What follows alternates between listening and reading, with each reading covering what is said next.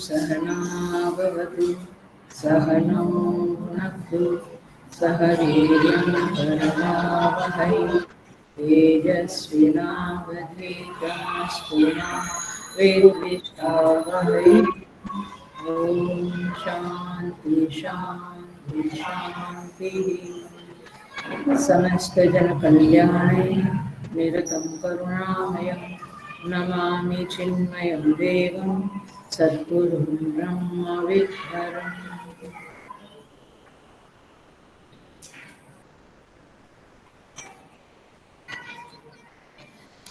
So, Hari Om, I welcome you all with great love and great respect in Shweta Shwetan online satsang.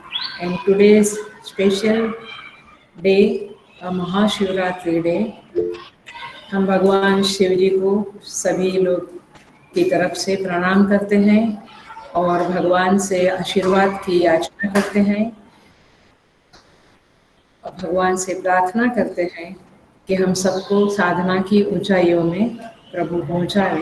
यही भगवान शिव से आज के विशेष दिन के ऊपर प्रार्थना है। Hari.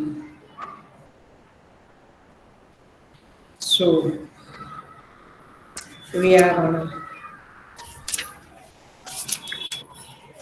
Shweta Shweta. We will start with first shloka.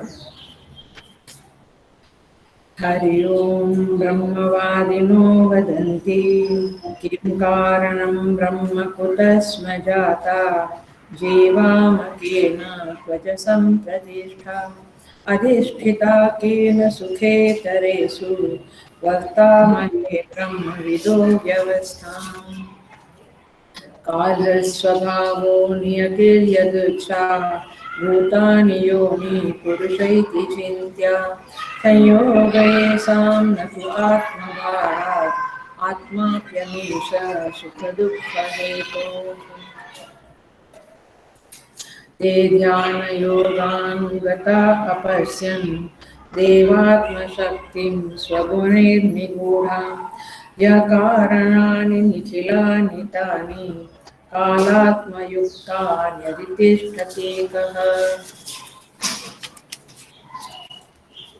तमेकनेमिं त्रिवृतं षोडशान्तं शताधारं विंशतिप्रत्यराभिः अष्टकैषड्भिर्विश्वरूपैकपाशं त्रिमार्गभेदं विनिमित्तैकमोहम्। आज का मंत्र है पंचस्रोतोमुं पंचयोन्युग्रवक्त्रां पंचप्राणोर्मिं पंचबुद्ध्यादिमूलां पंचावर्तां पंचदुःखौघवेगां पंचाशद्भेदां पंचपर्वामधीमः। सो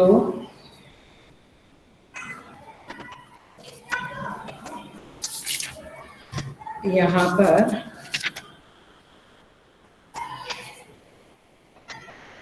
यह श्वेता श्वेतर उपनिषद की स्तुति ब्रह्म चक्र का वर्णन किया चौथे मंत्र में। एक चक्र है, अरे है, ब्लॉक्स है, स्पॉक्स है, ये सब बातें करी। कैसा ये संसार चक्र है हमने देखा। एक रथ के पहिए के सिंबोलिज्म से श्रुति माता ने पूरे संसार का वर्णन किया, पूरा संसार इसमें समेट लिया। सो अभी श्रुति माता कहती है कि यह जो पांचवा मंत्र है उसमें कहती है कि जिसको पहले चक्र रूप से प्रदर्शित किया उसको अब नदी रूप से बताती है। माने ब्रह्मचक्र, if you look at it from the point of view of चेतन, और संसार चक्र यदि आप माया की दृष्टि से देखेंगे तो उसे संसार चक्र कहेंगे, और ब्रह्म की दृष्टि से ब्रह्म चक्र। बट है सबल ब्रह्म, माने जो ब्रह्म माया से उपहित हुआ है, इस ब्रह्म की ही बात है, माने सगुण ब्रह्म की ही बात है।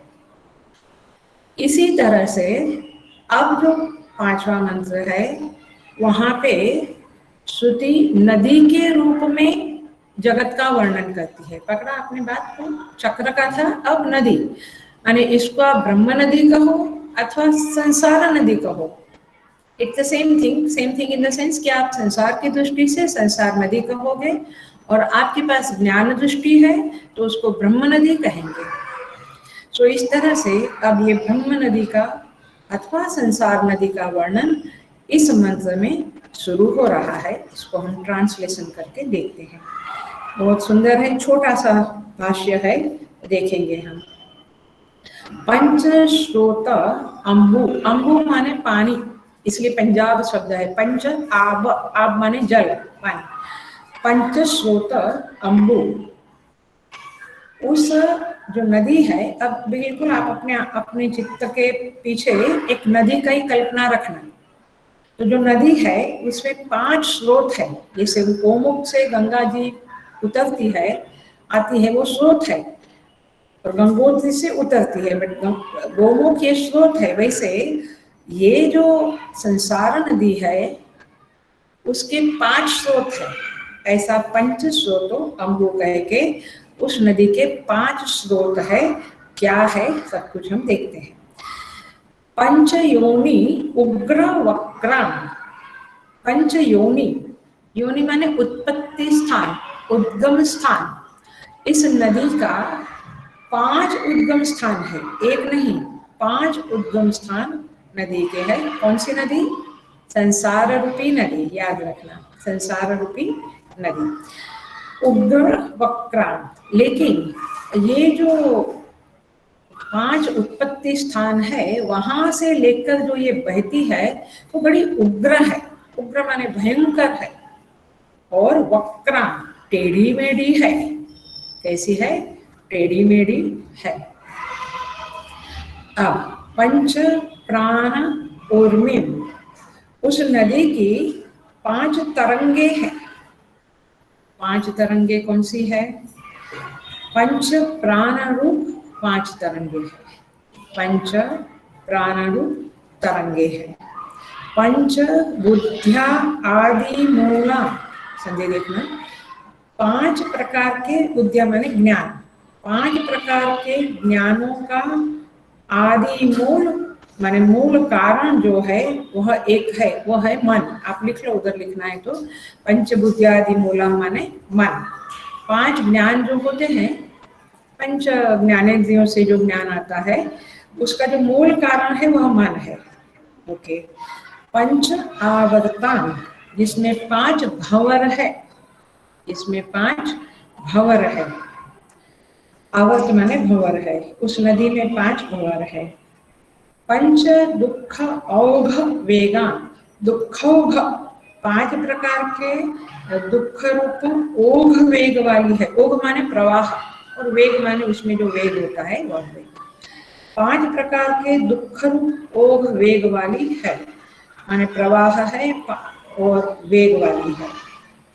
50 भेदा, 50 माने 50 भेदों वाली है, 50 भेदों वाली है। और पंच पर्वान, 5 पर्व वाली है, 5 पर्व वाली है। पंच पर्वाम अधिमह, अधिमह माने हम उसे जानते हैं, हम उसे जानते हैं। सो इस तरह से इस नदी को वे जो ब्रह्मवादी लोग, जो सगुण ब्रह्म के ज्ञाता लोग इकट्ठे हुए थे और चर्चा कर रहे थे, इकट्ठे बैठकर किसके बारे में चर्चा कर रहे थे? किम कारणम ब्रह्म कुतः स्म जाता, हम कहाँ से आए, ये ब्रह्म का माने ये जगत का कारण ब्रह्म क्या है, कैसा है, इत्यादि इत्यादि चर्चा करने बैठे। फिर वे ध्यान में गए, फिर उन्होंने चक्र रूप में संसार को देखा। अब वे नदी रूप में इस ब्रह्म को भी देख रहे हैं और नदी को भी देख रहे हैं। तो अधिमह माने हम उसे जानते हैं, तो उन्होंने इस नदी को जाना। अब देखिए जरा सा हम बिगनिंग करते हैं। तो इस संसार को नदी क्यों कहा, ये क्वेश्चन करते हैं हम पहले हल्का सा। उसकी समानता कहा है, तो इसमें बहना ये मुख्य समानता है। ये बहना माने क्या बोलेंगे, फ्लोइंग, FLOWING, फ्लोइंग, ये जो बहना है ये मुख्य समानता है। क्योंकि हम जो अपने को अनुभव करते हैं वह गतिमान अस्तित्व का अनुभव करते हैं। हम स्वयं को अनुभव कैसा करते हैं, गतिमान अनुभव करते हैं। हमारा अस्तित्व गतिमान है, स्टेगनेंट अनुभव नहीं करते हैं। मैं जी रहा हूँ ऐसा हम बोलते हैं, ऐसा एक्सप्रेशन है, मैं जी रहा हूँ, मतलब क्या कि हम गति, मुझ में गति है। तो नदी में भी गति है, स्टेगनेंट नहीं है, तो गति है। तो ये इतने साल की हमारी जो यात्रा है वो गतिमान है। बहुत सारी चीजें नदी है वो प्रवाह में पार करती है। ऐसे हम भी जीवन रूपी नदी में बहुत कुछ पड़ावों को पार करते हैं। तो इस प्रकार प्रवाह के रूप में अनुभूति है, इसलिए उसको नदी कहा।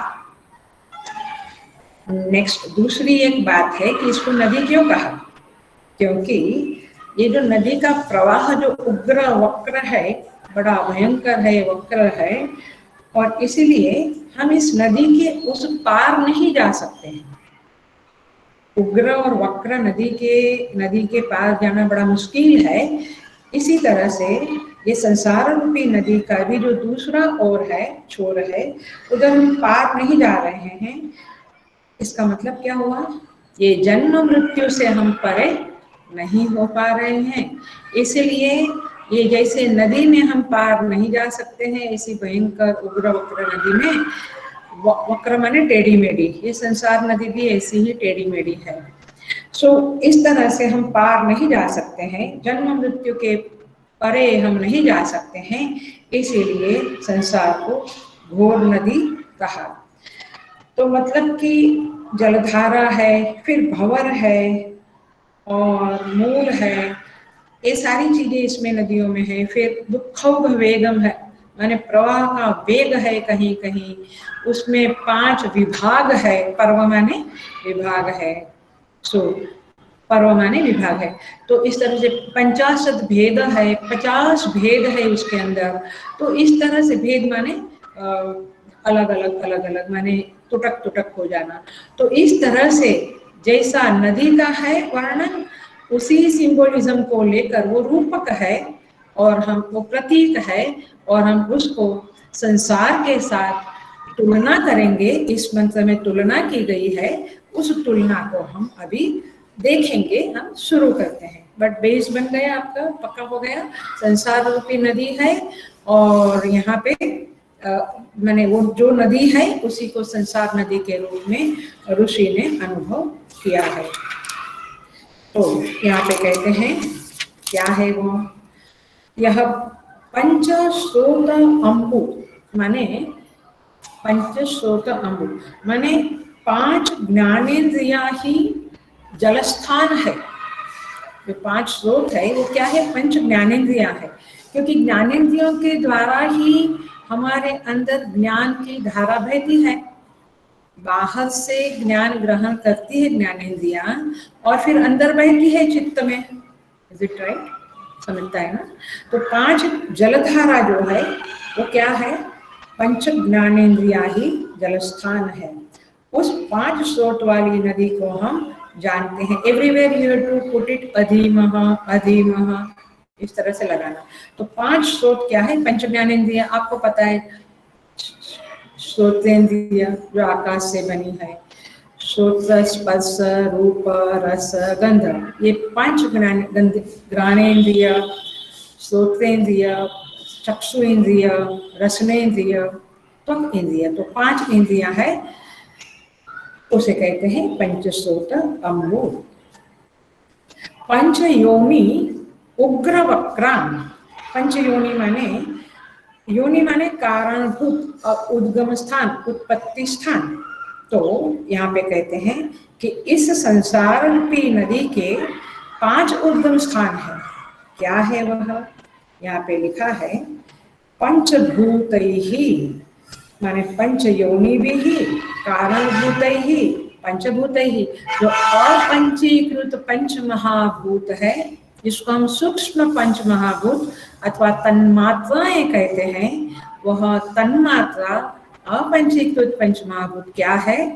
योनि माने उत्पत्ति स्थान है। तो संसार कैसे उत्पन्न हुआ? संसार पंच महाभूत से ही उत्पन्न हुआ है। आकाश, वायु, जल, अग्नि, पृथ्वी, ये 5 महाभूत है। सो इस तरह से पंच योनि है। उग्र इन वक्र, ये उग्र शब्द का अर्थ है ये बड़ी भयानक है। जिंदगी आंख खोल के जीने वालों को दिखता होगा कि ये बड़ी भयानक है। वैसे जो शुद्ध हृदय है, शुद्ध चित्त है, उसको ये बड़ी सुंदर है। शिव की वाटिका शयर करने के लिए उनको बड़ी ब्रह्मरूप ईशावास्यम इदगम सर्वम ऐसी लगती होगी। लेकिन ज्ञान नहीं है, अज्ञान दशा में ये जगत कैसा लगता है, ये संसार कैसा लगता है? बड़ा भयंकर लगता है। एवरी स्टेप हम लोग भयभीत होते हैं इस संसार से। माने नाउ एंड देन हम संसार से भयभीत होते हैं, संसार हमको भय देता रहता है। तो जो नदी का जो वर्णन किया उग्र माने भयानक, और वक्र शब्द डाला है। देखिए वक्र माने टेढ़ी मेढ़ी। तो नदी जो है वो टेढ़ी मेढ़ी चलती है। कहीं से आप उत्तरकाशी जाएंगे, मुझे अभी उत्तरकाशी याद आ रही है, तपोवन जी महाराज याद आ रहे हैं। वहाँ कुटिया में बैठ के हमारा जो आश्रम है जहाँ तपोवन जी महाराज ने 40 साल तपस्या की, उस स्थान पे बैठकर हम गंगा जी को सामने देखे तो पता चलता है कि कैसी जोरदार ओह वेग वाली नदी बहती है गंगा जी, और कैसा प्रवाह है, और विशाल पट्ट है और वक्र है। कहीं कहीं जो गंगोत्री से आप यदि वहां से गंगोत्री जाएंगे तो रास्ते में पता चलेगा। तपोवन कुटी के सामने तो सीधी सीधी बहुत सुंदर है, लेकिन गंगोत्री की तरफ जब हम जाते हैं, और हम लोग जाते हैं हमेशा उत्तरकाशी जाते हैं तो गंगोत्री जाते हैं, तो आप देखेंगे तो छोटी छोटी जगह से निकलती है, तो टेढ़ी मेढ़ी चलती है गंगा जी। तो इस तरह से नदी कैसी है, यहाँ पे कहते हैं वक्र है। लेकिन यहाँ पे जो है वो ये है कि संसार की चाल बड़ी टेढ़ी मेढ़ी है। हम कहते हैं बड़ा टेढ़ा आदमी है। टेढ़ी मेढ़ी माने हमारा मन भी टेढ़ा मेढ़ा है। इसका सिंपल अर्थ है कपट से भरा हुआ है ये संसार। ये संसार कैसा है? कपट युक्त है। कपट युक्त का अर्थ होता है मन में कुछ है, बाहर कुछ है। तो संसार की चाल बड़ी टेढ़ी मेढ़ी और वक्र दिखाई देती है। तो इस तरह से यहाँ पे कहते हैं ऐसी यह नदी है। पंचयोनि उग्र वक्राम, पंच प्राण ऊर्मी, यहाँ पे कहते हैं पंच प्राण। पंच प्राण प्राण, अपान, समान, व्यान, उदान, ये पंच प्राण है। बट उसका जो सिंबोलिज्म है वो यह है कि प्राण के कारण ही कर्म कर सकते हैं हम। माने कर्म शक्ति जो हमारी है वो हमारे प्राण के आधार पे है ना। प्राण जैसे किसकी प्राण शक्ति ज्यादा है तो कर्म शक्ति ज्यादा है। तो इस तरह से पंच प्राण का अर्थ होता है कर्मेंद्रियां। 5 कर्मेंद्रियां जो है वे 5 प्रकार की तरंगे हैं। माने कर्मेंद्रियां में बल है, तो जैसे नदी में तरंग होते हैं वैसे कर्मेंद्रियां यहाँ पे उसमें हलचल है। ऊर्मी से हलचल ग्रहण करनी चाहिए, क्रिया ग्रहण करनी चाहिए, एक्टिविटी ग्रहण करनी चाहिए।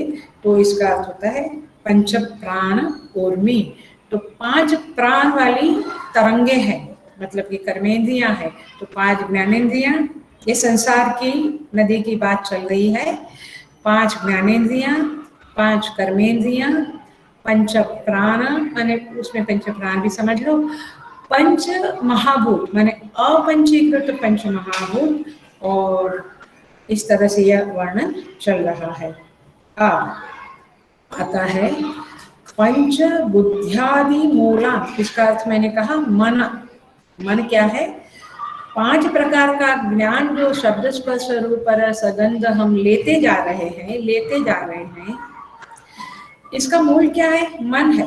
यदि मन नहीं है तो हम विषयों को ग्रहण नहीं कर सकते। माने ज्ञान, इंद्रियां तो विषय के साथ जुड़ी, इंद्रिया में सचेतनता आई, सचेष्ट हुई इंद्रियां, हम देख भी रहे हैं बट नहीं देख रहे हैं, ऐसा होता है। कभी कभी हम सुन रहे हैं लेकिन नहीं सुन रहे हैं, ऐसा होता है। इसको कहते हैं कि मन नहीं है, मन कहीं और है, तो इंद्रियां भले अपने विषय के साथ जुड़ जावे, सचेष्ट हो जावे, चेष्टा सहित हो जावे, लेकिन हम उसके साथ जुड़, उस विषय के साथ हम जुड़ नहीं सकते हैं। तो ये मन क्या है? मूल है। पंच बुद्ध्यादि मूलम, माने 5 प्रकार का जो ज्ञान है उसका आदि कारण मन है। तो वो भी एक है हमारे साथ। पंच ज्ञानेन्द्रियां, पंच कर्मेंद्रियां इत्यादि के साथ अब ऋषि क्या कहता है? मन है। आप देख रहे हैं, थोड़ा सा आप अलर्ट हो जावे तो जो चक्र का वर्णन था ना, तो बाहर का जगत का वर्णन था। If you pick up here, वो अंतः जगत का वर्णन है, कर्मेंद्रियां ज्ञानेन्द्रियां, पकड़ में आ रहा है? तो इस तरह से, बट दोनों जगत ही है, अंदर बाहर सब जगत ही है। अथवा टोटालिटी में गिनो तो ये भी बाहर वाला ही हो जाएगा। सो यहाँ पे कहते हैं एक मन है, यह मन है, वह भी एक पार्ट है, संसार नदी का एक पार्ट है, माने मूल है।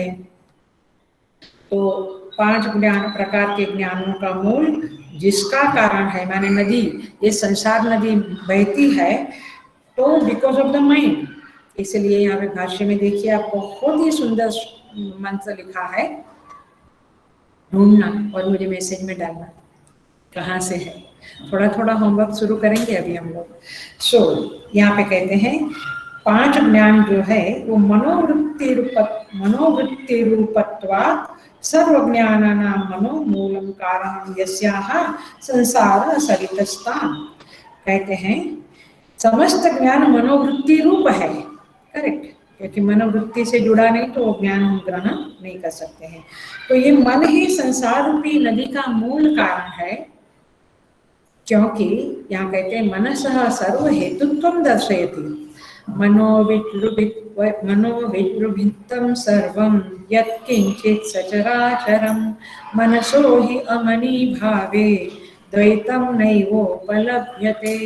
क्या कहते हैं कि मन का विजृंभितम, माने मन जब विजृंभित हुआ, विजृंभित शब्द बहुत ही वेदांत का स्पेशल शब्द है। जैसे हम सुसुप्ति में से जागते हैं तो विजृंभित हुए, तो धीरे से खुलता है अपना अंदर से, जो क्या बोलते हैं अवेयरनेस है वो धीरे से खुलती है। अथवा हम योनिंग करते, गुजराती में जिसको बगासा कहते हैं, मराठी हिंदी में पता नहीं, सो करके जो हम योनिंग करते हैं तो उसको कहते हैं विजृंभितम। सो ये मन से ही ये जगत विजृंभित होता है, माने जगत जो हमारे अंदर प्रकट होता है, वह जगत जो प्रकट होता है वो कैसे होता है? मन के कारण होता है। मन नहीं तो जगत नहीं। यत्किंचित् सचराचरम्, जो कुछ भी चर अचर जो कुछ भी जगत में है वो मन के कारण विजृंभित होता है, माने कि प्रकट होता है, प्रत्यक्ष होता है अथवा दिखता है। मनसो ही अमनी भावे द्वैतम नैवोपलभ्यते। कहते मन यदि अमन हो गया, अमनी भाव आ गया, जिसको पातंजल में निर्विकल्प समाधि कहेंगे, ऐसा अमनी भाव हो गया, निर्विकल्प समाधि हो गई, द्वैतम नैवोपलभ्यते, तभी द्वैत की प्राप्ति नहीं होती है, भेद की प्राप्ति नहीं होती है। सो अद्वैत की स्थिति में हम रहते हैं, तब ईशावास्यम इदगम सर्वम होता है।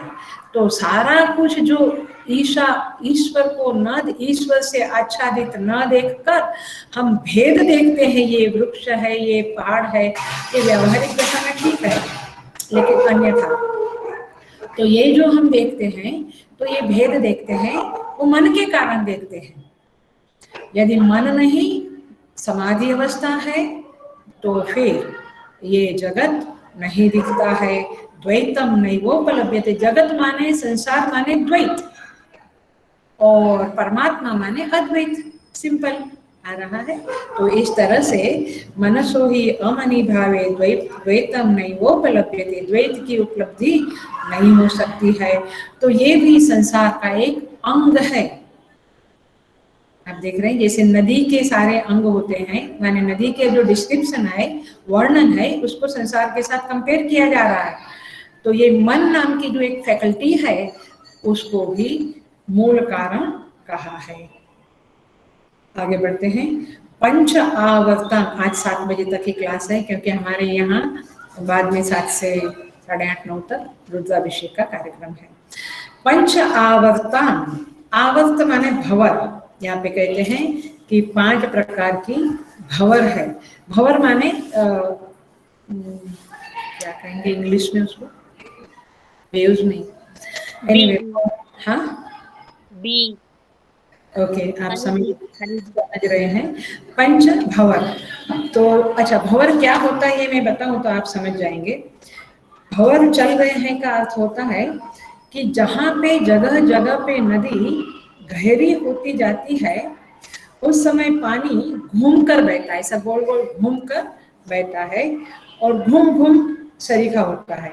तो मल्लाह जब नाव लेकर जाता है, हाँ Whirlpool, correct, that's right answer, thank you Pallavi, Whirlpool.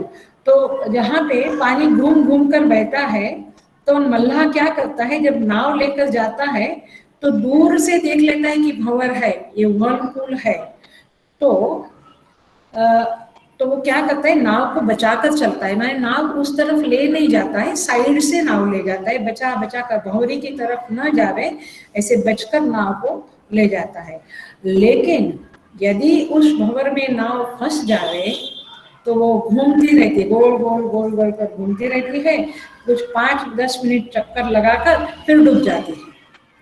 इसको बोलते हैं भंवर, डूब जाती है, हाँ हेलो, डूब जाती है, तो उसको बोलते हैं भंवर। और यदि वो डूबी नहीं तो भी वहां से नाव को वापस निकलना भयंकर कठिन है, वेरी वेरी डिफिकल्ट, तो इसको बोलते हैं भंवर। इसको आवर्त भी बोलते हैं। तो क्या है ये नदी का डिस्क्रिप्शन हुआ।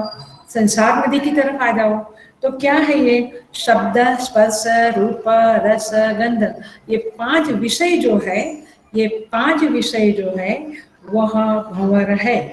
तो हमारे अंदर कभी कभी शब्द की भंवर उठती है, कुछ ना कुछ सुनते रहते हैं, सुनते रहते, फिर पता चलता रात को 2 बज गया, वही गाने सुनते और कुछ सुनते, कभी कभी देखते रहते हैं, कभी कभी खाते रहते हैं, माने रस में इंद्रिया, माने शब्द, स्पर्श, रूप, रस, गंध, ये 5 विषय भंवर के जैसे हैं।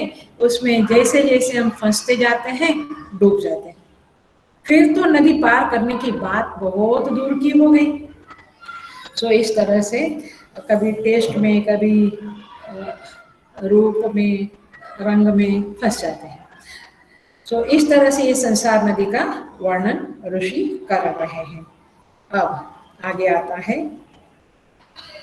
पंच आवर्तन, पंच शब्दादयो विषया आवर्त स्थानीयाः तेषु विषयसु प्राणिनः निबंजन्ति इति यस्यास्तां पंच आवर्तां, भाष्यकार कहते हैं।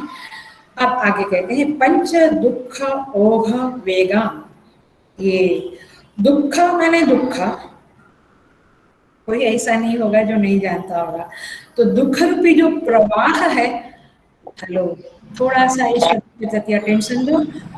ये हमको लगता है दुख तो कभी आते जाते हैं, आते जाते नहीं है, वो बैक ऑफ द माइंड में कुछ ना कुछ दुख का प्रवाह चलता रहता है। और भाष्यकार यहाँ पे, ऋषि यहाँ पे कहता है वेगा, माने ये नदी जो है वो 5 प्रकार के दुख रूप प्रवाह वाली है, और उसमें वेग भी कभी कभी आते हैं। आई थिंक अब तो हम समझ ही जाएंगे कि बात क्या चल रही है। दुख रूपी नदी तो है ही, सुख का तो ज्ञानी लोग कहते हैं सुख का तो केवल आभास है हमें, वास्तव में सुख नाम की कोई चीज है नहीं, दुख का कम होना ही सुख का आभास है। सो पंच दुख के प्रवाह और वेग वाली ये नदी है। अब देखिए यहाँ पे कहते हैं पंच दुख क्या है, भाष्यकार देखिए क्या कहते हैं, पंच गर्भ दुख, जन्म दुख, जरा दुख, व्याधि दुख, मरण दुखानि एव ओघवेगो यस्यास्तां पंच दुखो भवेगा। ये भाष्यकार का शब्द है। मतलब 5 प्रकार के दुख है, गर्भ दुख, जन्म दुख, जरा दुख, व्याधि दुख, मरण दुख। और ये पांचों दुखों को हम सभी जीव जानता है, पशु पक्षी सभी ये दुखों को जानता है। सो गीता में क्या कहते हैं 13 चैप्टर में, जन्म मृत्यु जरा व्याधि दुख दोषानुदर्शनम आया। तो ये 5 प्रकार के दुख है। भगवान शंकराचार्य जी वहां पे कहते, भगवान श्री कृष्ण वहां पे कहते हैं जन्म मृत्यु जरा व्याधि दुख दोषानुदर्शनम। कहते हैं ये जन्म मृत्यु जरा माने बुढ़ापा, व्याधि और दुख, उसमें दोष देखो, अथवा जन्म मृत्यु जरा व्याधि में दुख दोष देखो। तो ये दोष रूप है, माने ये नदी 5 प्रकार का जो प्रवाह है ये दुख रूपी वो वाली है। गर्भवास है ही 9 महीना, जन्म होता है तभी भी पीड़ा है। छोटी 1-2 साल की उम्र में कितनी पीड़ाएं होती है, लेकिन थैंक गॉड या वट एवर यू से हम भूल जाते हैं। माने जैसे जैसे बड़ा होता है बच्चा, उसका स्मृति लोप हो जाती है, गर्भ की स्मृति भी लोप हो जाती है। याद ही नहीं रहता है कि गर्भ में क्या दुख सहन किया। वो भागवत जी में आता है ना कि जीव प्रार्थना करता है, प्रभु मुझे इससे बाहर निकालो गर्भ से, मैं हमेशा आपका भजन करूंगा, और फिर भूल जाता है। तो इसी तरह से स्मृति चली जाती है, मैंने याद नहीं रहता है। और फिर थोड़ा छोटा होता है, 6 महीना, 8 महीना, 12 महीना, 2 साल, तभी भी कितने दुख होते हैं, हमें पता ही नहीं होता है, because he can't express that much, और वो खुद भी भूल जाता है। तो इस तरह से जन्म गर्भवास का दुख है, जन्म का दुख है, और जरा का दुख। जरा माने बुढ़ापा। तो ये बड़ा जबरदस्त चीज है। बुढ़ापा में भाष्यकार वहां क्या लिखते हैं जरा देखो, प्रज्ञा शक्ति तेजो निरोध, गीता में लिखते हैं भगवान भाष्यकार, प्रज्ञा शक्ति तेजो निरोध, माने वहां पे प्रज्ञा, प्रज्ञा माने बुद्धि ही नहीं चलती, कहते पता नहीं बुद्धि कुछ सूझता नहीं, कुछ समझता नहीं है, अथवा स्मृति नहीं चलती है। प्रज्ञा में स्मृति भी इंक्लूड कर सकते हैं। तो स्मृति नहीं चलती है प्रज्ञा में, माने पता ही नहीं चलता बुढ़ापा में याद या हाँ अभी गीता कैंटिंग कंपटीशन है, तो मैं यहाँ के लोगों को कहती हूँ, क्योंकि हम लोगों के यहाँ पे आई थिंक अहमदाबाद में हम लोग नहीं करते थे, बट यहाँ पे हम 12वीं के बाद के मैंने एल्डर लोगों का भी एक गीता चैंटिंग में एक सेशन रहता है, मैंने एक कैटेगरी है, जैसी कैटेगरी रहती ना nursery, first standard, second, third standard, ऐसी एल्डर लोगों की भी एक कैटेगरी है। तो जब हम कहते हैं कि शुरू करो, 2nd चैप्टर है गीता का इस बार, और 39 to 72 तक के श्लोकास है इस बार पूरे, चिन्मय मिशन CCMT की तरफ से अनाउंस हो गया है। तो लोग कहते हैं अम्मा याद ही नहीं रहता है एक श्लोक भी, कैसे हम श्लोक, हम लोग यहाँ पे थाना में 20 श्लोक बाय हार्ट करवाते हैं, तो याद ही नहीं रहता है अम्मा। तो कोई पहले तो हमारी बाल विहार की सेविकाएं भी पार्टिसिपेट करती थी, जो 45 के आसपास की। अभी तो वो लोग भी कहने लगे हैं कि अम्मा याद नहीं रहता है। मैं बोला कमाल है। बट यहाँ पे मैंने, आप ये उदाहरण मुझे नहीं देना, प्रज्ञा शक्ति तेजो निरोध, मेहनत करने से सब कुछ हासिल हो सकता है, एक जनरल नियम बताया है। तो शक्ति, हाँ ये भी हम लोग कहते हैं, हाँ अभी तो एनर्जी ही नहीं लगती है बुढ़ापा में, और तेज, जो चेहरे पे तेज है वो भी कम होता है, निरोध, उसका निरोध होता है। सो बुढ़ापा में ये सब चीजें होती है। तो ये दुखजनक है, ये दुख का प्रवाह ही है, क्योंकि जो घर में हम डोमिनेशन करते थे, आज बुढ़ापा में हमारे बच्चे हमारे ऊपर डोमिनेट करते हैं, डोमिनेशन करते हैं, दे डोमिनेट अस, और वो स्थिति बड़ी भयंकर होती है। ये सारे दुख दिखने वाले दुख नहीं है, but when you go through that, वो अंदर अंदर पीड़ाएं चलती रहती है। Everywhere this kind of a दुख इज देयर। आप एक बार बोझ थे, तो आपका ऑफिस में सम्मान था। जब आप रिटायर्ड हो गए ऑफिसर या आर्मी में वगैरह, फिर आपको महसूस होता है कि अब कोई मुझे सलाम नहीं करता है। तो ये सारे दुख है। जरा यहाँ लिखते हैं परिभूतता शब्द, परिभूत होना माने हारना, माने किसी से हम अपने को थोड़ा पीछे कर देते हैं, ये है बुढ़ापा का दुख। फिर कहते हैं, तो इसीलिए संत लोग कहते हैं ये किराए का घर है, ये शरीर क्या है, किराए का घर है, इसका उपयोग करो, उसमें आसक्ति मत रखो। जो कुछ सत्कर्म किया है तो मनुष्य का मकान मिला है, और जितना किराया चुकाया है उतना आयुष्य मिलता है। पंच महाभूत रूपी जो प्रकृति रूपी जो मालिक है उससे मिला है कुछ साल के लिए। इसलिए संत कहते हैं नहीं हरवा हमका न भावे, पी की नगरिया अमर अति सुंदर।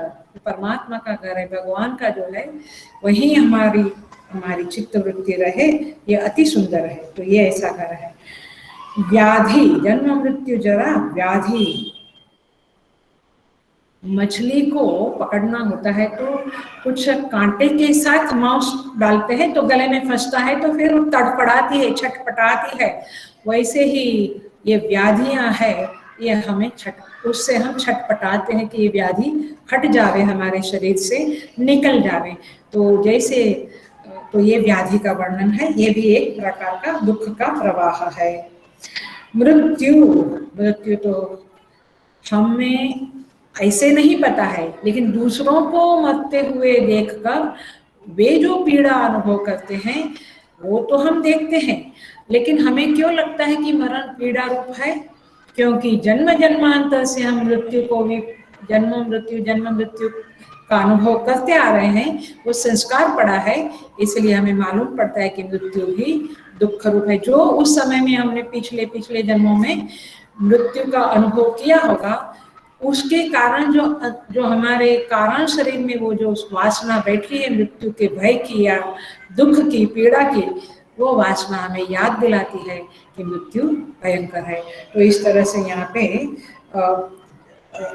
भाष्यकार अथवा ऋषि कहते हैं पंच दुखौघ वेगाम, ये 5 प्रकार के दुख, जन्म मृत्यु जरा व्याधि और गर्भवास, ये 5 प्रकार के दुख हमारे जीवन में चलते रहते हैं। तो एक बाजू ये नदी में 5 प्रकार का वेग है, ओघ है, और इधर हमारे जीवन में 5 प्रकार की दुख के वेग है, दुख की ओघ है, प्रवाह है। आगे जाएंगे। 50 भेदान, ठीक है। सो भाष्य में इसका भाष्य ही नहीं किया है, लेकिन हम देखते हैं अखंडानंद जी महाराज क्या कहते हैं, वो मैं आपको सुनाती हूँ। अखंडानंद जी महाराज हमारे मिशन में काफी लोग उनका पढ़ते हैं। हमारे स्वामी सुबोधानंद जी भी उनके साथ रहे भी थे और उनका भी पढ़ते थे और उनका सुनाते थे। तो उनका मैं बताता हूँ। देखो, थोड़ी वेदांत से अलग बात है, बट हम सत्संग स्वाध्याय करते हैं। मूलाधार से लेकर आज्ञा चक्र तक कितने चक्र हुए? 6। मूलाधार से लेकर आज्ञा चक्र तक 6 हुए। मूलाधार, स्वाधिष्ठान, मणिपुर, अनाहत, विशुद्ध, आज्ञा चक्र, फिर ऊपर सहस्रार। लेकिन मूलाधार से लेकर आज्ञा चक्र पर्यंत कुंडलिनी शक्ति फैली हुई है, तो इसमें ऊपर से नीचे जाते हैं हम लोग। आज्ञा चक्र में जीव और ईश्वर, ये 2 माने ये जो चक्र का वर्णन है उसमें आप लोगों ने सुना ही होगा, इसलिए मैं बोलती हूँ, कोई नया टॉपिक नहीं है। तो पंखुड़िया बोलते हैं, दल बोलते हैं, पेटल, PETAL, पेटल्स। तो पेटल माने पंखुड़िया अथवा तो दल, योग की भाषा में दल बोलते हैं। तो आज्ञा चक्र में 2 दल है, एक जीव और एक ईश्वर, फिर सहस्रार में दोनों मिल जाते हैं। ऐसा वर्णन है कि वहां पे मोक्ष, जो सहस्रार में कुंडलिनी पहुंच गई तो मोक्ष मिल गया, माने जीव और ईश्वर एक हो गया, ऐसा कहते हैं। सो इस तरह से 2 दल है। और उसके बाद 16 भेद वाला विशुद्ध चक्र है।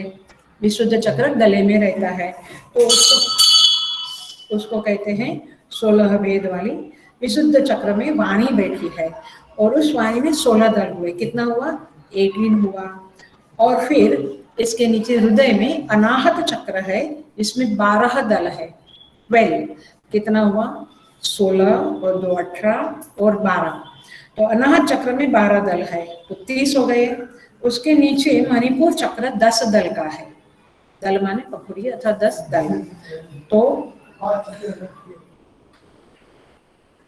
10 दल है, तो 40 हो गया। उसके नीचे स्वादिष्ठान चक्र है, वह 6 दल का होता है। तो 6 दल जो होते हैं वो है स्वादिष्ठान चक्र, तो वे 46। उसके नीचे जो मूलाधार चक्र है वो 4 दल का है, तो हो गए 50। तो इस तरह से ये 50 पंखुड़ियों वाले 6 दल है, 6 चक्र है, और वही 50 भेद है। क्योंकि इस दल की हर पंखुड़ी के साथ हमारे एक एक मनोवृत्तियां और मनोभाव जुड़े हुए होते हैं, तो ये है 50 दल अथवा 50 भेदान। अथवा ऐसा भी वर्णन किया है अखंडानंद जी महाराज ने कि 50 कुछ 50 जो है वो वर्ण है, माने स्वर और वर्ण। 16 स्वर है, फिर क से लेकर म तक 25 वर्ण है, और फिर 8 अवर्गीय वर्ण है, यर ल व ह स छ स, अवर्गीय, और एक अड़ करके है अड़। तो इस तरह से 16 स्वर और 25 क से म तक माने वर्गीय, कच तट प वर्गीय वर्ण है, और 8 माने कितने हुए? 25 और 16 माने 35 और 36, और फिर 8 माने 25, 16 और 8 अवर्गीय और एक अड़। तो इस तरह से 50 स्वर और वर्ण मिलके 50 है, और एक एक अक्षर का अपना अपना एक इफेक्ट है। जो शब्द हम बोलते हैं, उससे जो शब्द बनते हैं उसका एक इफेक्ट होता है।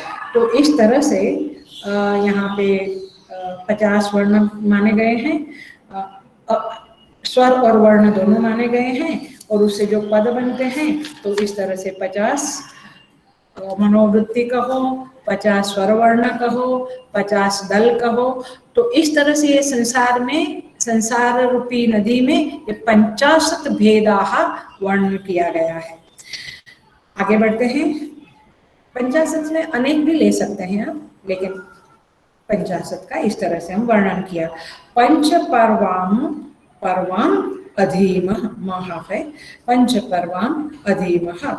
तो 5 पर्व है। पर्व माने ऐसे देखा जाए तो विभाग, जैसे बांस के उसमें पर्व होते हैं ना, गांठ बोलते हैं हम लोग, तो 5 पर्व है, तो इसे कहते हैं पंच पर्व। लेकिन यहाँ पे ये नदी के 5 पर्व क्या है, 5 विभाग क्या है, तो यहाँ पे कहते हैं पंच पर्व है पंच क्लेशाः। पंच क्लेशाः क्या है? पंच क्लेश: अविद्या, अस्मिता, राग, द्वेष, अभिनिवेश। पकड़ा हमने? अविद्या, अस्मिता, राग, द्वेष, अभिनिवेश, ये 5 प्रकार के जो पंच क्लेश कहा जाता है, उस पंच क्लेश को यहाँ पे पंच पर्व कहा है। और ये सारे के सारे जीव ये पंच क्लेश से पीड़ित है। ये आपकी संसार नदी का वर्णन है। जरा सा देखेंगे पंच क्लेश में, पहला क्लेश जो है वह है अविद्या। मैं पातंजलि योग शास्त्र के अनुसार आपको बताती हूँ पंच क्लेश क्या है। तो पहला है अविद्या। अविद्या क्या है? देखो, ये जानने के लिए ऐसा नहीं है, हाँ, खाली जान लिया ऐसा नहीं है। इसको हम सोचे, मनन करें, चिंतन करें, तो ये संसार नदी का वास्तविक रूप क्या है ये हमें दिख जाएगा। कभी कभी हम देखते हुए भी नहीं देखते हैं, ऐसा ना करें हम देखें इसे। तो ये संसार नदी में ये 5 क्लेशों से हम पीड़ित है, सभी जीव पीड़ित है। थोड़ा थोड़ा सुख मिल जाता है, आभास, हम कहते हैं हम तो सुखी है। काहे के सुखी? जब तक, हेलो, वेरी वेरी अटेंशन से समझो, सुन लो, कि जब तक ये 5 क्लेश हमारे जीवन में, हमारे अस्तित्व में विद्यमान है, तब तक सुख जो है वो बड़ा छिछरा है, बड़ा पोकड़ है, बड़ा फ्रिजाइल सुख हम भोग रहे हैं। चूंकि हम इतने दुखों से पीड़ित है, दुखों से भरे हैं, इसलिए थोड़ा सुख भी हमें बड़ा सुख लगता है और हम कहते हैं हम सुखी हैं।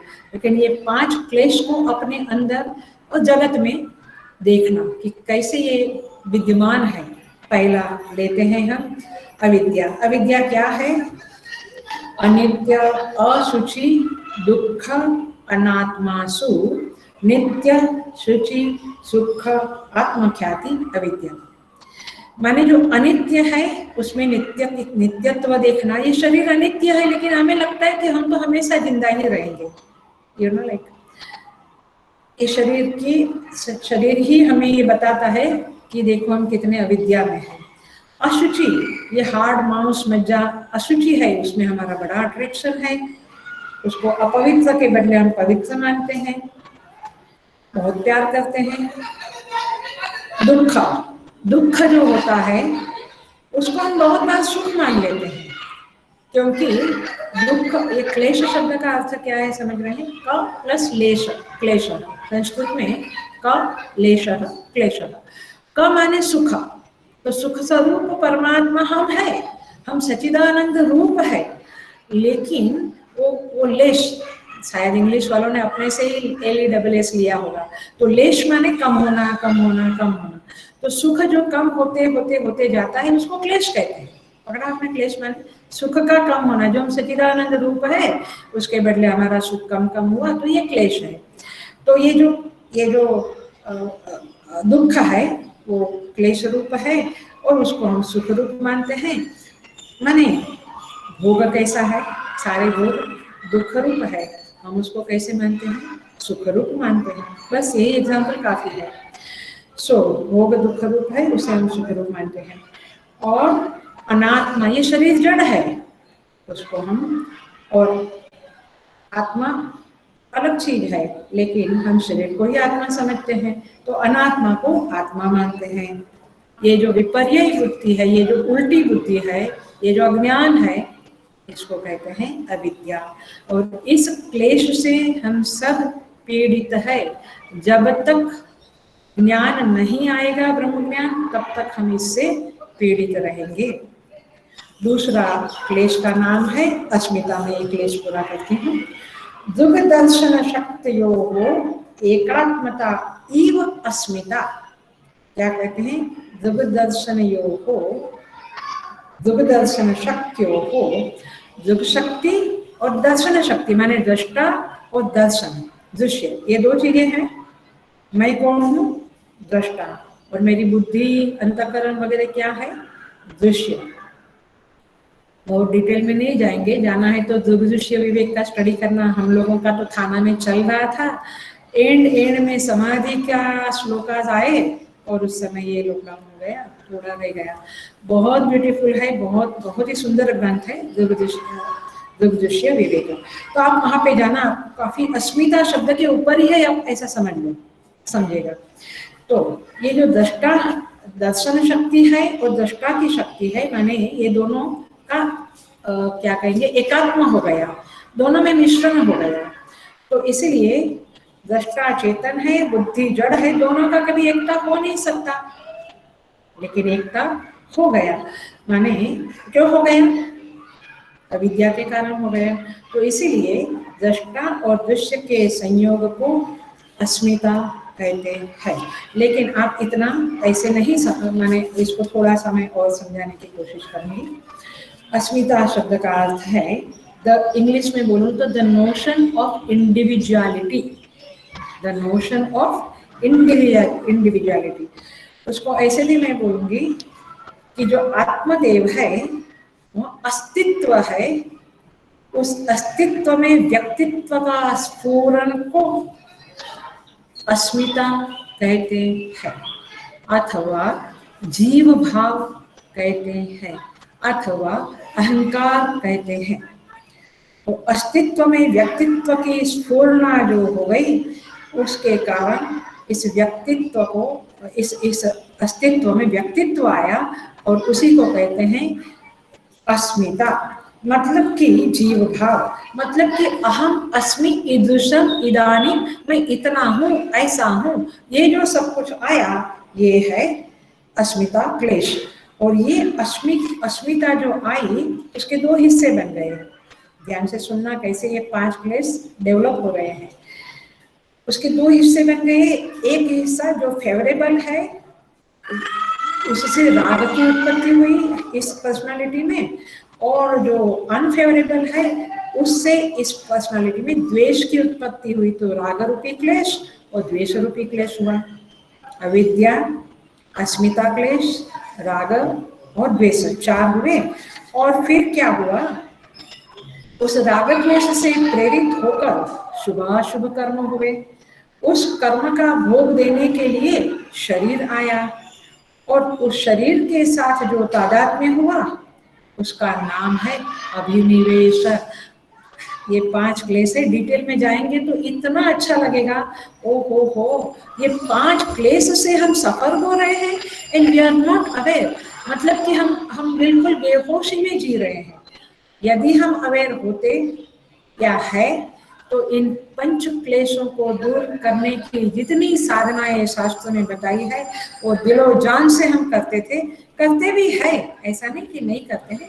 बट ये क्लेश की जो दुख रूपता है, ये हम चिंतन मनन से हमें समझनी होगी। तो ये है अस्मिता। इसका सिंपल अर्थ है, मैं एग्जाम्पल दूं तो, यू बिकम ओवर कॉन्शियस या conscious about your personality, your व्यक्तित्व। जब हम फंक्शन में होते हैं या किसी स्टेज पे कुछ कार्यक्रम में होते हैं, तो हम अपने आप के बारे में कॉन्शियस होते हैं कि कहीं मेरे से कुछ ऐसा बोला ना जावे जो गलत हो, कहीं मुझे नीचा ना दिखाया जावे, कहीं मैं उपहास के पात्र ना हो जाऊं। जब आप लोग पार्टी करते हैं या शादियां होती है या जो भी फंक्शन होते हैं, तो उसमें आदमी थोड़ा कॉन्शियस हो जाता है अपने बारे में। वो जो कॉन्शियस हो जाना है, वो क्या है, अस्मिता क्लेश। और ये होता है ना, इसको अस्मिता क्लेश कहते हैं। और इस अस्मिता क्लेश से sense of individuality, sense of ego, तो इससे हम लोग सफर होते हैं। और इस अस्मिता क्लेश, ये अस्मिता क्लेश है। उसके बाद आता है राग। राग आपको पता है, सुखानुशयी राग। इसकी डेफिनेशन है पातंजलि योग सूत्र में, सुखानुशयी राग। इसको सिंपल समझ ले तो लाइक्स एंड डिसलाइक्स। राग माने लाइक्स एंड द्वेष माने डिसलाइक्स। सिंपल लाइक्स एंड, ये इंग्लिश शब्द है, ये बहुत अप्रोप्रिएट नहीं है, क्योंकि लाइक्स एंड डिसलाइक्स सबके जीवन में रहते हैं। बट उस लाइकिंग के कारण जब हम अन्याय कर देते हैं, तब कहते हैं राग। धृतराष्ट्र के अंदर जो दुर्योधन के प्रति और अपने पुत्रों के प्रति जो राग था, वो यही था। लाइक नेचुरल है कि अपने बच्चों को लाइक करेंगे, लेकिन उसके कारण जब भाई के बच्चों को, पांडु पुत्रों को अन्याय करने लगे, तब उस बैड क्वालिटी को कहेंगे राग। सुखानुशयी राग माने किसी अनुकूल पदार्थ में सुख की प्रतीति हुई, फिर उसमें आसक्ति हुई, उसको कहेंगे राग। और फिर उसके कारण अन्याय वगैरह हम करने लगते हैं। और प्रतिकूल द्वेष क्या है, प्रतिकूल पदार्थ में हमें दुख की अनुभूति होती है, और वो दुख, वो प्रतिकूलता जो देता है, चाहे वातावरण दे, घर दे, व्यक्ति दे, पशु पक्षी दे, उनमें हमारा द्वेष हो जाता है। तो उसको कहते हैं द्वेष, माने हेट्रेड, नफरत, ऐसा। तो इस तरह का ये 4 क्लेश हुआ। 5वां क्लेश पूरा करते हैं। 5वां क्लेश है अभिनिवेश। इसकी डेफिनेशन है पातंजलि योग सूत्र में, स्वरसवाही विदुषोऽपि तथा आरूढ़ अभिनिवेशः। माने जो परंपरागत स्वभाव से चलाया है, कोई सिखाया नहीं है, लेकिन सबके अंदर एक डर है, एक भय है। इसका भय है मरण भय है, वो परंपरा से चला आया है। और जो विदुष लोग हैं, विद्वान लोग हैं, वे भी मूढ़ की तरह मरण भय में फंसे हुए हैं। मैं इतना स्ट्रॉन्ग क्लेश है ये, सबके हृदय में धसा हुआ बैठा हुआ ये मरण भय नाम का क्लेश रहता है, उसे अभिनिवेश कहते हैं। तो इस अभिनिवेश के कारण ये अभिनिवेश नाम का जो क्लेश है वो अत्यंत गहराई में प्रविष्ट होता है, हमारे अंदर बैठा हुआ है। और सारे जीव, एक चींटी भी जरा सा हमने हलचल की तो भागती है, उसको भी मरण का भय है। तो सबको ये मरण का भय है, उसको कहते हैं अभिनिवेश। तो 5 क्लेश हुए। एक तो अविद्या, सब गड़बड़ी, उल्टा सुल्टा सोचना। Asmita, you are always conscious about your personality, माने आप बेफिक्र नहीं रहते। बेफिक्र का मतलब है शांत, कॉन्शियस ही रहते हैं जब संग में आते हैं तभी। राग, द्वेष और अभिनिवेश, तो इस तरह से ये 5 क्लेश है। तो यहाँ पे कहते हैं कि इस तरह से यह संसार नदी का वर्णन है। भगवान भाष्यकार कहते हैं पंच क्लेश अविद्या अस्मिता राग द्वेष अभिनिवेशाः पंच क्लेश भेदाः पंच पर्वाणि अस्यास्तां पंच पर्वम् इति।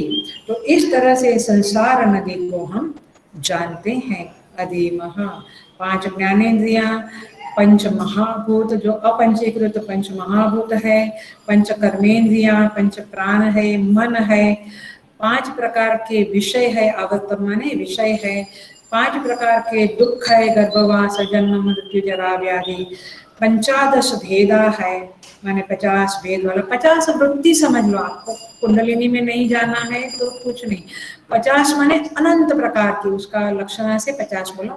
अनंत प्रकार की मनोवृत्तियों से भी हम सफर होते हैं। हम सोचते हैं क्या यार मेरे माइंड क्या कंटिन्यूस तो ये सोचता रहता है, सोचता रहता है, मैंने वृत्तियां उठती रहती तो हम पीड़ित होते हैं। तो ये भी एक है। और फिर पंच पर्वाम, ये 5 क्लेश रूपी ये नदी बहती बहती रहती है। तो इस तरह से यहाँ पे ऋषि ने पंच माने नदी, संसार नदी का वर्णन किया। पहले चक्र का वर्णन, अब संसार नदी का वर्णन। इसको ब्रह्म नदी भी कहो, संसार नदी कहो, दोनों एंगल से कह सकते हैं। अब आगे जो मंत्र आएगा जो हम नेक्स्ट क्लास में लेंगे, उसका टाइटल है कि ये जो जीव के जो संसार के बंधन है और संसार से मोक्ष है, उसका हेतु क्या है, वो माने क्या कारण से, क्या उपाय से हम संसार से मुक्त हो सकते हैं, अथवा क्या कारण है कि हम संसार में बंधे हुए हैं। इस बात को अगले मंत्र में ऋषि कहने वाले हैं। ये सब उनकी चर्चा चल रही है, ऋषियों की चर्चा चल रही है। जनरली उपनिषद में कैसा होता है, एक शिष्य होता है और एक गुरु होते हैं, अथवा प्रश्नोपनिषद में 6 शिष्य हैं। तो शिष्य गुरु को पूछते हैं और गुरु उनको बताते हैं। लेकिन इस उपनिषद की विशेषता क्या है कि इस उपनिषद में ये विशेषता है कि सारे लोग स्वयं ही डिस्कस करते हैं। कोई पूछता है और कोई कहता है, जैसे छांदोग्य में इंद्र ने पूछा और प्रजापति ने जवाब दिया वगैरह वगैरह। ऐसे इसमें ऐसा नहीं है, सारे ब्रह्मवेत्ता मिलकर सत्संग करते हैं और फिर कहते हैं कि हमने इस प्रकार से जाना, एक अलग अलग कहते हैं। तो इस तरह से ये नदी का वर्णन संसार के साथ किया, वेरी ब्यूटीफुल। यदि ये मंत्र ही हम याद रखें तो मेडिटेशन के लिए सारे मंत्र बहुत उपयोगी है। मैं आगे चल के बताऊंगी कि कैसे इस उपनिषद के मंत्र जबरदस्त मेडिटेशन के मंत्र है, क्योंकि आप जब इस मंत्र का चैंट करें और बाय हार्ट करके चैंट करें तो आपको ये संसार दिखेगा, और संसार दिखेगा तो सारे क्लेश वगैरह आपके चित्त में उभर आएंगे, वैराग्य की उत्पत्ति होगी, इत्यादि इत्यादि। तो इस तरह से सुंदर मंत्र, आगे का मंत्र हम अगले क्लास में लेंगे। मुझे लगता है सभी लोग अभी संध्या काल में साधना करने बैठेंगे। आप लोग जरूर खूब भगवान का ओम नमः शिवाय मंत्र तो कॉमन मंत्र है, उसका जप करें, पाठ करें सारे शिव जी के स्तोत्रों का, और रुद्राभिषेक करें। इस तरह से कम 12 बजे तक हो सके तो सारे रात भर कर सकते हैं, बट समय का सदुपयोग करें, क्योंकि ये दिन का बहुत महत्व है। जनरली मैंने जब से मैं बम्बई आई हूँ 12-13 साल से, मैं पवई में ही ये दिन बिताती हूँ। बट आज पवई बंद है। हमको मैसेज आया है कि जगदीश्वरा भगवान का मंदिर में किसी को एंट्री नहीं मिलेगी। वहाँ पे अंदर के लोग करते होंगे, बट वहाँ 24 घंटा हम लोग ओम नमः शिवाय की धुन करते थे हर साल। और अंदर जगदीश्वरा भगवान के उधर अखंड रुद्राभिषेक चलता है, गुरुजी होते हैं, बहुत सुंदर लगता है। ये साल हम लोग मिस कर रहे हैं। आप लोगों को मैं ये भी सजेस्ट करूंगी कि चिन्मय चैनल जो है अपनी, वो आप यूट्यूब पे चालू करके वहाँ भी जगदीश्वरा भगवान का रुद्राभिषेक देखे। बहुत पावरफुल है हमारे जगदीश्वरा भगवान पवे के, बहुत पावरफुल है। हर बात तो हम उन्हीं की सन्निधि में रहते हैं, वही मंदिर में। लेकिन ठीक है, मन से वहाँ रहते रहेंगे। और अभी 7 बजे से 12 बजे तक अखंड हम भगवान का स्मरण करेंगे। भगवान शिव से प्रार्थना करते हैं पुनः पुनः कि वे हमारे प्रति करुणा में रहे और हमारी साधना में हमें हाथ पकड़ के ऊपर ले जावे, ऊंचा उठावे, क्योंकि उनकी कृपा के बिना हम कुछ नहीं कर सकते हैं। ये बिल्कुल अनुभव में आता है। तो उनको प्रणाम करते हुए हम इस सेशन को विराम देते हैं। ओम पूर्णमदः पूर्णमिदं पूर्णात् पूर्णमुदच्यते पूर्णस्य पूर्णमादाय पूर्णमेवावशिष्यते। ओम शांति शांति शांति। हरि ओम। श्री गुरुभ्यो नमः। हरि ओम। हरि ओम। थैंक्स।